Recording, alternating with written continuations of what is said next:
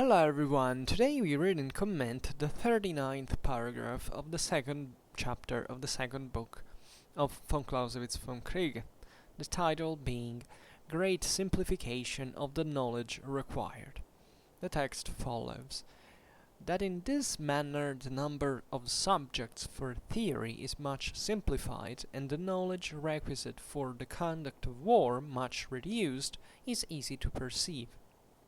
The very great mass of knowledge and appliances of skill which minister to the action of war in general, and which are necessary before an army fully equipped can take the field, unite in a few great results before they are able to reach, in actual war, the final goal of their activity, just as the streams of a country unite themselves in rivers before they fall into the sea.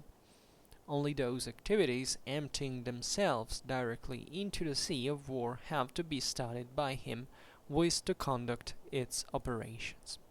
So we have observed essentially how the construction of the theory of the art of war should pass through essentially a synthesis capacity that is not really managing to know every single thing you need to know about things that could happen, right? But just essentially what you know about, first of all, the means you have at your disposal. That's still not enough to know what you will have to do eventually. Of course, you can make a plan, but we all know that this plan is not going to be unvaried. It will change at the first contact with the enemy. So, actually, what von Clausewitz is saying here is that constructing a theory of the art of war that functions and that has this eminently practical and, in fact, useful character function is fairly simple, right? The thing is, of course, dramatically complicated in the sense that it's not easy to even understand how you could practically employ your means. But all things considered, actually, that's a pretty tiny part of all the things you, in theory, could know about the whole thing that is going on, about yourself, about the enemy, about the environment where you're gonna fight. So it's actually something that in fact doesn't seem, especially just at the first glance, particularly complicated, right?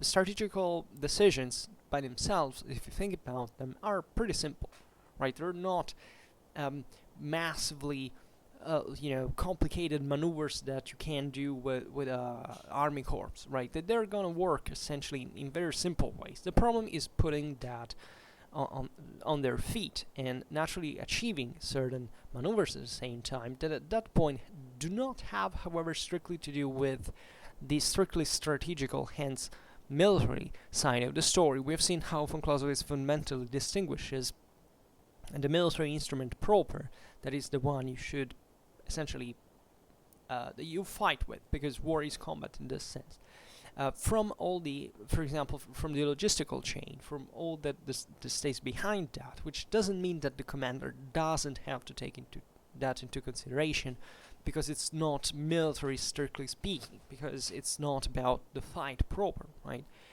But at the same time, the way you use your military instrument is fairly simple, conceptually speaking, and this is a simplification that has been effectively researched in organizational terms. I mean, this doesn't just come to happen like an experience of how men are to be commanded on the field, even if you were never if you had never known how that could be before. This is also, of course, something about that our civilization has spent an enormous amount of intellectual resources to kind of sort out, right? So we can say that there are certain means that naturally we give for granted, maybe when thinking combat, right? Such as logistics, for example, that has this massive role overall, but still in the realm of theory, right, from a strictly theoretical point of view, the picture here is pretty clear. What pertains to the military stuff is objectively not just much simple in it, as a important datum, but it does require a simplification in its use, because otherwise you can't even focus on what you have to do in order to use this thing, this instrument effectively, right? It seems like a bit of a, you can get circular with this pretty easily, but once again, here we're not reading something that is used to practically make you take a specific direction in the employment of your military instrument. That will come essentially by yourself through experience, but it's still important to highlight how this distinction between theory and practice, and between what is strictly military and what is not, ought to be done in order to fluidify a great deal what you are essentially going to do in practice, and that is really going to make a difference on the field. And this is the concept here: great simplification of the knowledge required, right? Forcefully, because the circumstances will oblige you to do so. This is not like something you should do, but eventually it doesn't happen. No, you're brutally forced without any other option to do so by the evolution, like by the events and how they're going to take place. And this is reflected, as you understand, for example, also in hierarchy, in administration, in logistics. I mean, everything is simplified. There is a hierarchy. There are people who know essentially what they have to do, and they are specialized in that function, so that they are the ones that everybody knows have to do exactly that, and they are in relation with other people in certain specific terms, so that theoretically everybody knows exactly what to do in case of emergency, right? Naturally, this can jump as a system, as a chain as well, right? So that is not to be given for granted all the time, and that's why you do have to check that. But once again, this is theory.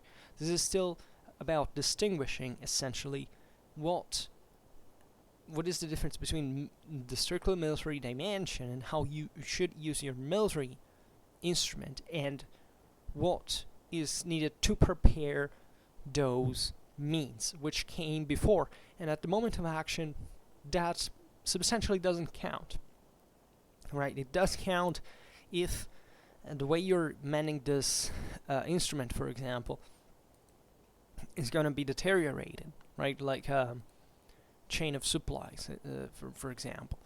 But it's not about the way you have to fight properly, right? And the theory of the art of war is substantially all about combat. It's not about and of course, and the way you dispose of that combat, strategically speaking, but that's the same thing, because strategy cannot exist without the tactical dimension, and vice versa, of course. So this is important to make clarity. And von Clausewitz writes specifically that in this manner the number of subjects for theory is much simplified, and the knowledge requisite for the conduct of war much reduced, is easy to perceive. Right. And he goes on. So there is nothing to comment in here that we haven't already said, right? And always bear in mind, in this sense, the decisional process as well. Like, the higher you go in through the ranks, and the more you need essentially to be concentrated exclusively on kind of not theoretical in the sense of abstract matters, but things that you essentially look from the above. Right, so you don't take into consideration what the hell is happening on the front, like company by company. You just know that your divisions have to work in a certain fashion and in groups, and to take those directions. And that's a highly theoretical level of command that, however, is meant to function exactly like that, because all the others will come after, down the ranks, already know what they have to do to cope with the rest, with the technicalities, with the lesser things on their own. That's why there is a chain of command, right, in a hierarchy. Then von Clausewitz goes on and says, the very great mass of knowledge and appliances of skill, which minister to the action of war in general, and which are necessary before an army fully equipped can take field, unite in a few great results, before they are able to reach in actual war the final goal of their activity. Just as the streams of a country unite themselves in rivers before they fall into the sea. Right? This is particularly meaningful because it makes you understand that from the complex e pluribus unum, right? That's the same exact concept. They get all together in order to compose into substantially certain major channels, currents, that are the ones that in this sense you can more easily track and orient, by the way. At the same time, this is a bit deeper as a metaphor because it doesn't even conceive the fact that these means are necessarily, they just arrive in war, but then eventually you don't know what will happen to them. But just the means of the military instruments in the way you will use are essentially simplified, right, for the sake of their use before they actually arrive to the practical employment. This is very important. And in fact, von Clausewitz concludes by saying, only those activities emptying themselves directly into the sea of war have to be studied by him who is to conduct its operations, right?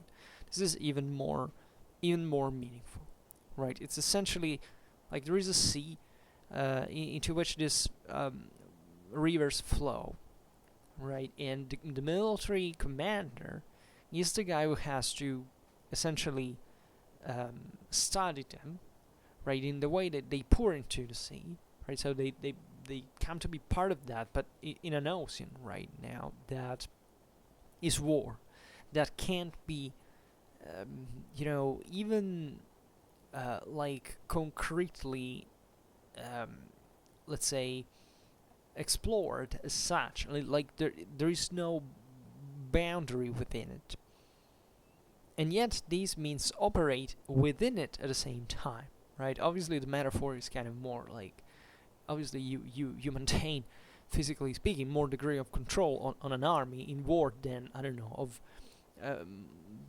water from a river pouring into the sea, right? So it's a bit exaggerated, but poetically speaking, metaphorically speaking, this is actually a very powerful and very meaningful and very realistic picture, right? You don't know essentially what will happen out there, but the important is that you know basically the instruments you're controlling, and the knowledge that is required to you in order to eventually applicate them is what you should be mindful of before starting a war. And this is, if you think about it, it's a very pragmatic concept. Like it's not theoretical. It really means, think about what you can rely on, and then essentially test what the situation with the means you have, and start from there, right? And it's very, very important already to acknowledge this in the first place, conceptually, right? And not pretending that what you will do with these means will be effectively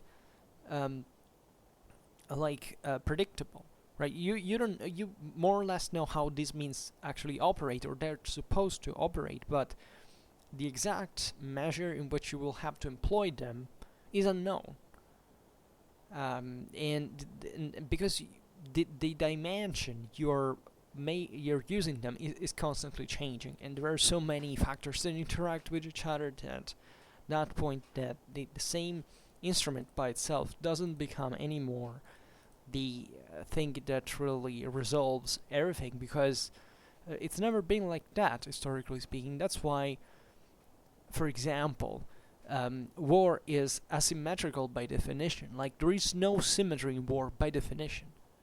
And that's that's why it's wrong to talk about like symmetric and asymmetric warfare, because it doesn't make sense. Like, you can make it an approximation as such, but it's very misleading conceptually speaking. because war is always about putting the enemy in a condition of inferiority you can take advantage of. And this can come through so many different circumstances that you actually have also to struggle to produce, right? But that will, in fact, you will struggle to, because there are other factors that will prevent you from doing it, including your own enemy.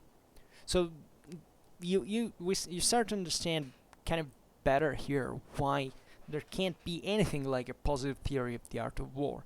Why you can't predict, you can't preset, you can't abstract, you can't say, but what if, had two armies that are kind of more or less the same? Because you will never find anything like that. You will never find a complete flatland. You will never completely find everything is subject to change, and it changes throughout the whole thing. Like, it's not a preset, a pre-ordered set of conditions that eventually you will just monitor before the battle, and then these are the conditions, and then they will remain those. Because it always changes, and you essentially have no way to predict how they can change.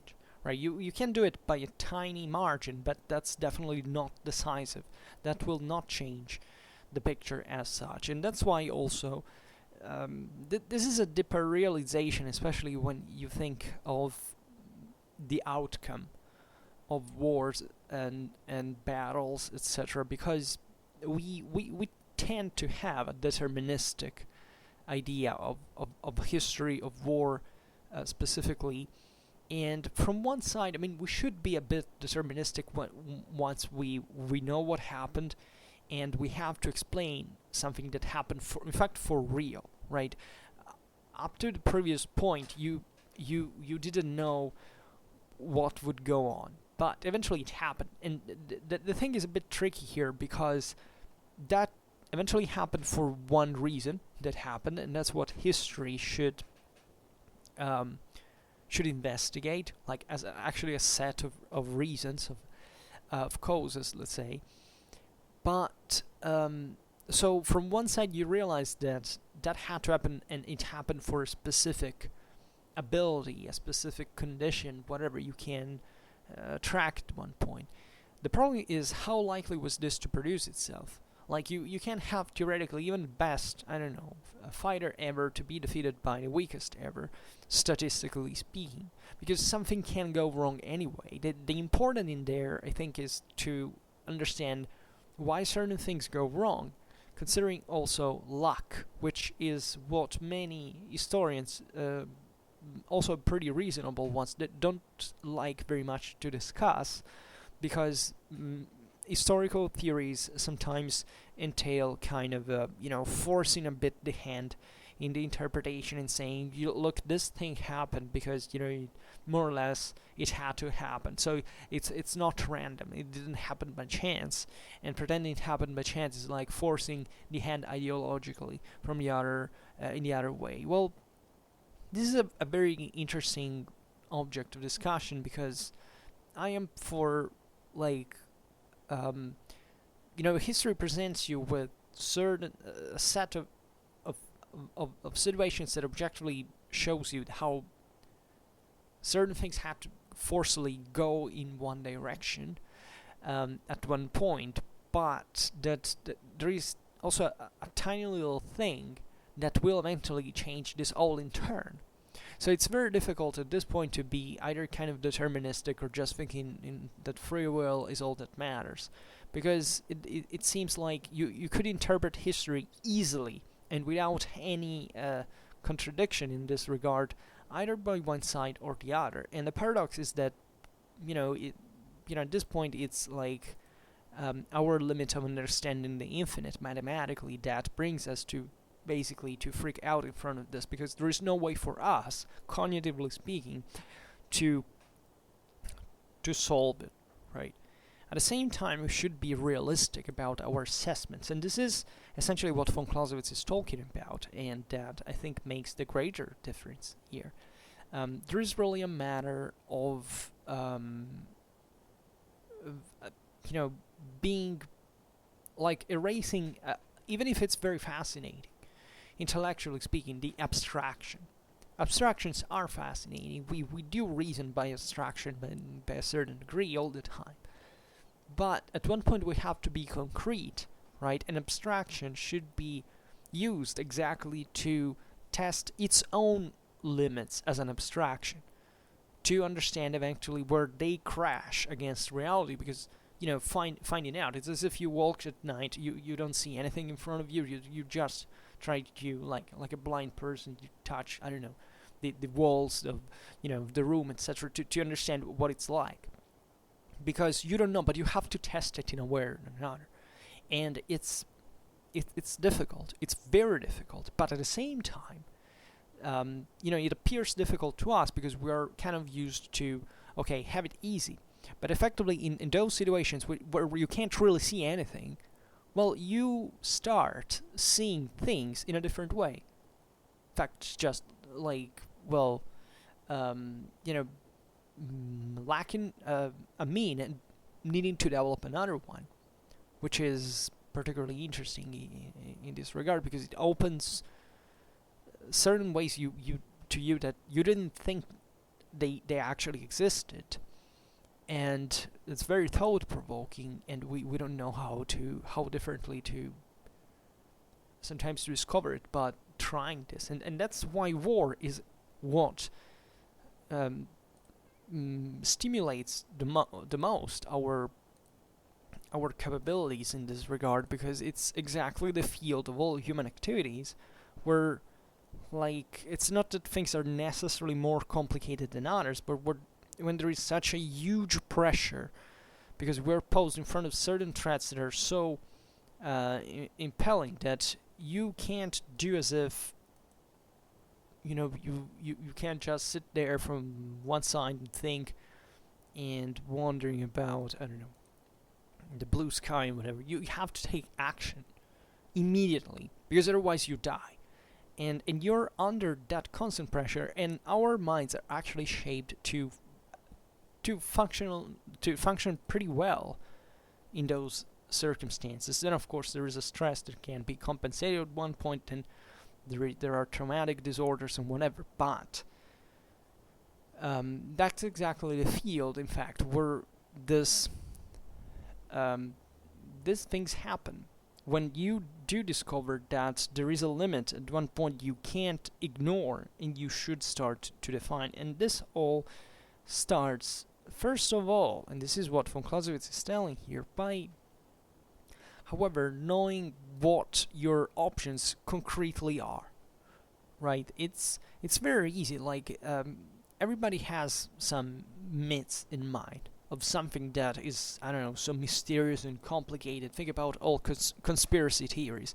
I mean, certain conspiracy theories are so massively built and constructed because they need to present this thing as an enormously complex thing. But while reality, albeit more complicated, actually about those things that conspiracy theories kind of inflate, is much simpler.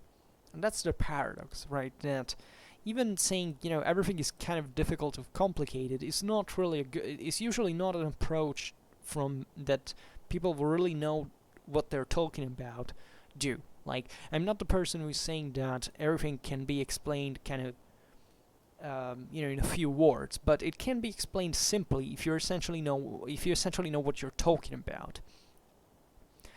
In proportion to, of course, the complexity of the same question. So, but there are like few points,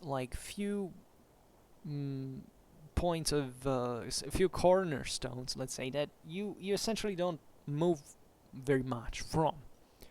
And after all, as the same von Clausewitz has written at one point in the Vom Kriege, you realize that he says something like that. I'm just quoting, I'm paraphrasing, but he's saying that in the way war functions, strictly speaking, in the sense of how it's waged effectively, because erase from your mind that war is something like a nebulous system out there that materializes, takes its own forms as well as everything. Like, war is effectively like to armies, two political systems fighting against each other. Like, there is nothing unknown in that regard. I mean, it's in fact much simpler than war, like a great mystery that we can't solve about our, human race is sometimes is depicted like. It's really not a mystery. It's actually, in the way war works, is actually very, but I mean very, very, very simple. In outlook, you do realize that military actions are fairly simple, and that is a principle of the same traditional principle of war: simplicity. We've seen it before with the hierarchy, the organics, etc. What is dramatically complicated and you cannot predict is what happens all around. Of course, even what happens within the same army is dramatically complicated, but the way we cope with that, this is what von Clausewitz is talking about, can't be that complicated. That must be much more simplified, because otherwise you can't do anything about it in the first place. This is the genius of the man, right? That's the intuition that you get, as powerful as it sounds. And once again, this is more like all these things I'm saying are like more trying to convince someone who has traveled very, very far away with his or own mind, right? In the sense of trying to sort out something extremely complicated, as apparently war is. Where von Clausewitz is bringing you back, telling you, look, not only this is simple, but this is complicated, yes, but not only this takes kind of simple a synthesis in order to operate, but effectively, when you're out there and you're actually fighting a war by yourself, you will be, even if you're an inept, you will automatically be brought to make that synthesis. Then you will fail everything, as you can fail perfectly, even if you're the most competent, military competent person out there. But you have simplified the picture in order to interfere in it, to lead it, to kind of, to have an effect on, not to lead it. So this was the concept, right? And I hope these videos, I don't know how clear they are. I mean, I don't know whether you listen to me, you understand really the way I express myself. But these concepts are that, let's say, after all, they're simple by themselves. Von Clausewitz is using rhetorically here the same thing you would do in war, reducing everything to the bone, essentially, so that you can make a good use of it, because you clearly know what it is, and not wasting time along the way with things that have nothing to do with that. This is what he is telling us, and quite and we'll see how this can be not flipped, but there are ways to flip this in order to understand something else that, however, is congruent with what we've just said as well, right? So it's a set of paradoxes, if you want. You have understood by now, if you followed the series, that it's paradoxically from the extreme impossibility, like to understand what this whole thing is, that paradoxically you get something very simple to cope with that. Because that's the only thing that makes a valid difference compared to like losing yourself into infinity, trying to grasp basically everything of it. It doesn't work. It's chimeric. It will be of no use. All right, we've almost finished the second chapter of the second book. We still have 1, 2, 3, 4, 5, 6 paragraphs, and then we will start the chapter 3, the art or science of war. And we'll get at that point also a bit more into historical details, because von Clausewitz makes wide use of those as well as examples, and they're quite meaningful, because it makes you understand. I promise you will understand how this all is really what happens, because we will see military historical examples that von Clausewitz rightfully employs to make us understand a lot of things that really happened like that. Oh, and they happen kind of all the time. This is the other point of the theory of the art of war. That bone we have to carve is exactly like the sum of all of things that happen kind of more or less frequently, right? That we can grow familiar with, even if the whole picture is ever changing, because there are objectively certain aspects of war that more than representing themselves, they are actually simply declined in different ways. So understanding the system in itself is also not really managing still to predict how it will go, but essentially to have an idea of how it could go in the first place, rather than knowing nothing about it. Alright. So, yeah, this is essentially what I wanted to say today, and for now, just hope that you enjoyed this video. If you did, please share it, otherwise leave a like or subscribe to my channel if you're interested in my upcoming contents. And for now, I thank you heartily for listening to me. I wish you a nice time and see you next time. Bye.